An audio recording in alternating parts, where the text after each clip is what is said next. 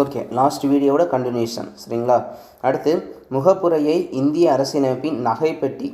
சரிங்களா? அதாவது ஜுவல் செட்டுன்னு சொன்னவர் யாருன்னா தாகூர் தாஸ். யார்? தாகூர் தாஸ் தான் ஜுவல் செட்டுன்னு சொல்லியிருப்பார். சரிங்களா? அடுத்து இந்திய அரசியலமைப்பின் அம்சம் இல்லை எது அப்படின்னா வயது வந்த ஒரு வாக்குரிமை இருக்குது. இதுக்கான ஆர்டிகல் 326. சரிங்களா? ஆர்டிகல் 326 தான் வயது வந்த ஒரு வாக்குரிமை. அடுத்து மதசார்பற்ற அரசு இருக்குது. ஒற்றை குடியுரிமைக்கு இரட்டை குடியுரிமை தான் இல்லை. அப்போ அதுதான் சரியான விடை. சரிங்களா? அடுத்து 28 அரசியலமைப்பு சட்டத்தில் ஆரம்பத்தில் இருந்த உறுப்பினர்கள் எண்ணிக்கை 389. சரிங்களா? எவ்வளவு? 389. சரிங்களா? அடுத்து அரசியலமைப்பின் ஆன்மா அப்படின்னு சொன்னவர் யார்? சரிங்களா? அதாவது முன்னுரை, அதாவது பிரியாம்பில் தான் ஆன்மான்னு சொல்லியிருப்பார். யார்? நம்ம தாகூர் தாஸ் பார்கவ். சரிங்களா? தாகூர் தாஸ் பார்கவ் பிரியாம்பில் என்ன சொல்லியிருப்பார்? ஆன்மான்னு சொல்லியிருப்பார். சரிங்களா?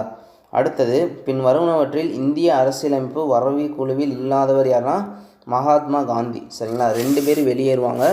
ஒன்று டிபி கெய்தான், இன்னொருத்தவர் யார்? ஒன்று வந்து டிபி கெய்தான், இன்னொருத்தவர் யாருங்கிறத கமெண்ட் பாக்ஸில் மென்ஷன் பண்ணுங்கள். சரியா? அடுத்து ஒரே கடவுள் சங்கம் என அழைக்கப்படும் இயக்கம் எதுனா பிரம்ம சமாஜ சரியா? பிரம்ம சமாஜம் தான் என்னது? ஒரு கடவுள் கோட்பாட்டை கொண்டு வர்றவங்க தான் யாருன்னா பிரம்ம சமாஜம். சரிங்களா? அடுத்து அனைத்து ஆன்மாவும் கடவுளின் குழந்தைகள் என்று அவை கடவுளுக்கு கீழ்ப்படிய வேண்டும் என்பது யாருடைய கருத்துனா தயானந்த சரஸ்வதி. சரிங்களா? அப்போ அனைத்து ஆன்மாவும் யாருடைய குழந்தைகள்? கடவுளோட குழந்தைகள் அப்படின்னு சொல்கிறாங்க. சரியா? அடுத்து சம்வாத் கௌமுகி என்னும் வங்க மொழி பத்திரிகை தொடங்கப்பட்ட ஆண்டு 1821. சரிங்களா? என்னது? சம்வாத் கௌமுகி தொடங்கினவர் யாருன்னா ராஜாராம் மோகன் ராய். சரிங்களா? 1821 சம்வாத் கௌமுகி. அடுத்து பூனாவில் விதவை பெண்களுக்கு தனி இல்லத்தை அமைத்தவர் யாருன்னா பண்டித கார்வே. யார்? பண்டித் கார்வே. யார்? இங்கே பூனாவில் விதவை பெண்களுக்குன்னு ஒரு தனி இல்லம். சரிங்களா? பூனாவில் விதவை பெண்களுக்குன்னு ஒரு தனி இல்லத்தை அமைத்தவர் யாருன்னா பண்டித கார்வே.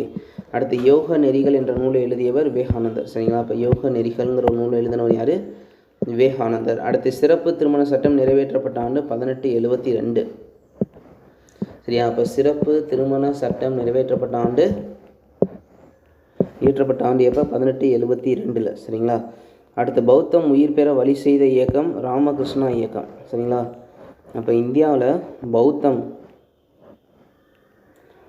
உயிர் பெற எந்த இயக்கம்னா ராமகிருஷ்ணா இயக்கம் தான். சரிங்களா? அடுத்து 1856 ஆண்டு விதவை மறுமண சீர்திருத்த சங்கம் யாரோட முயற்சியால் வந்துச்சுன்னா ஈஸ்வர் சந்திர வித்யாசாகர். யார்? ஈஸ்வர் சந்திர வித்யாசாகர். சரிங்களா?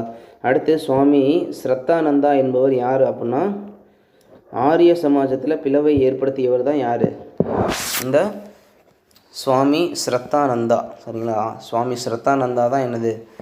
ஆரிய சமாஜத்தில் பிளவை ஏற்படுத்தியவர். சரிங்களா? அடுத்து பிரம்ம சமாஜத்தின் முக்கியமான தலைவர் யாருன்னா கேசவ் சந்திர சென். இது நம்மளுக்கு தெரியும். இந்த கேசவ் சந்திர சென் இவர் எப்போ பிரம்ம சமாஜத்தில் ஜாயின் பண்ணுவார் அப்படின்னா 1857. சரிங்களா? 1857 தான் ஜாயின் பண்ணுவார். சரி, அடுத்து ஒரு முக்கியமான பொறுத்துக இருக்குது. சரிங்களா?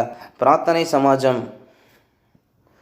ஆரிய சமாஜம் ராஜாராம் மோகன் ராய்.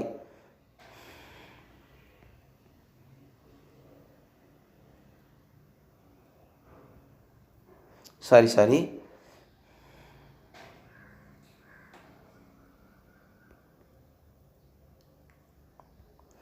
சரிங்க. பிரார்த்தனா சமாஜம்னா யார்? ஆத்மராம் பாண்டுரங். சரிங்களா? ஆரிய சமாஜம் தயானந்த சரஸ்வதி. தேவ சமாஜம் சத்யானந்த அக்னிகோத்ரி. பிரம்ம சமாஜம் ராஜாராம் மோகன் ராய். சரிங்களா? அடுத்து எந்த வருடம் டச்சுக்காரர்கள் பழவேற்காட்டில் தங்களது வணிப தலங்களை அமைத்தார்கள் அப்படின்னா 1610. சரிங்களா? இப்போ டச்சு எப்போ அமைச்சாங்க? பழவேற்காட்டில் 1610. டச்சுக்காரர்கள் 1610 தான் பழவேற்காட்டில் வாணிப தலங்களை அமைச்சிருக்காங்க. அடுத்து போர்ச்சுகீசியர்கள் ஆட்சிக்கு உண்மையில் அடித்தளமிட்டவர் யாருன்னா அல்புகர்க். யாருங்க? அல்புகர்க். சரிங்களா? அடுத்து ஆத்மீய சபாவை நிறுவியவர் யாருன்னா நம்ம ராஜாராம் மோகன் ராய். சரிங்களா? ராஜாராம் மோகன் ராய். தத்துவ போதினி சபை நிறுவியவர் யாருன்னா தேவேந்திரநாத் தாகூர். சரிங்க. அடுத்து விடிவெள்ளி. இந்தியாவோட விடிவெள்ளினால யார் தான்? ராஜாராம் மோகன் ராய் அவர்கள். சரிங்களா. இந்தியாவோட விடிவெள்ளினால யார்? ராஜாராம் மோகன் ராய். அடுத்து இந்திய சீர்திருத்த சங்கத்தை 1870 நிறுவியவர் கேசவ் சந்திர சென். அதாவது இந்தியன் ரிஃபார்ம் அசோசியேஷன் இன் 1870. இந்திய சீர்திருத்த சங்கத்தை 1870 நிறுவியவர் யாருன்னா கேசவ் சந்திர சென். சரிங்களா. அடுத்து 1856 ஆண்டு விதை மறுமண சட்டத்தை கொண்டு வந்தவர் டல்ஹௌசி குரூப். சரிங்களா. எப்போ? 1856. சரிங்களா. 1856 தான் என்னது? திராவிட மொழிகளின் ஒப்பிலக்கணம். யார்? கால்டுவெல். சரிங்களா. இன்னொன்று முக்கியமானது, சென்னை டு அரக்கோணம் ட்ரெயின் விட்டது. சரிங்களா. அடுத்து பிரம்ம சமாஜம் பல கடவுள் வழிபாடு உருவ வழிபாடு எல்லாத்தையுமே கண்டனம் செய்ததுங்கிறாங்க. இது சரி. அடுத்து ஜாதி முறை மூடநம்பிக்கையை கண்டனம் செய்தது சரி. இவங்க விதவை மறுமணத்தை எதிர்த்தாங்கங்கிறது தப்பு, ஆதரிச்சிருப்பாங்க. சரியா. அப்போ 1, 2 தான் சரி. அடுத்து கடைசி கேள்வி, பிரிட்டிஷ் அரசு 1639 சென்னையை யார்கிட்டருந்து வாங்கினாங்க அப்படின்னா சந்திரகிரி அரசர்கிட்ட வாங்கினாங்க. யார்கிட்டருந்து?